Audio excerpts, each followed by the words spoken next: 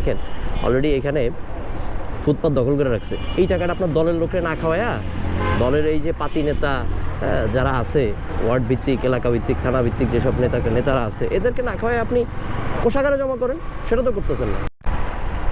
বাইকের উপরে যে নতুন করে কর ধার্য করা হচ্ছে, এইটার আসলে সম্পূর্ণ বিরুদ্ধে। কারণ আপনার দেশের টাকা চুরি করে নিয়ে যাচ্ছে এসালম গ্রুপ, কিন্তু সেটার ভর্তুকি অলরেডি এদেশের মানুষ দিচ্ছে। এখন আমার এই বাইকার যারা প্রয়োজনে বাইক ব্যবহার করে, যারা আসলে খুব কষ্ট করে একটা বাইক কেনে, তাদের মধ্যে আমিও একজন। তো এখন তাদের উপর থেকে আপনারা কি করতেছেন, একটা নতুন করে কর ধার্য করতেছেন। এখন এই নতুন করে যে কর ধার্য করতেছেন, এই যে টাকাটা আপনি ব্যবহার করবেন, এটা কোন জায়গায় ব্যবহার করবেন? আপনি দেখেন অলরেডি এখানে ফুটপাত দখল করে রাখছে। এই টাকাটা আপনার দলের লোকরে না খাওয়ায়া দলের এই যে পাতি নেতা যারা আছে, ওয়ার্ড ভিত্তিক, এলাকা ভিত্তিক, থানা ভিত্তিক যেসব নেতারা আছে, এদেরকে না খাওয়ায় আপনি কোষাগারে জমা করেন, সেটা তো করতেছেন না।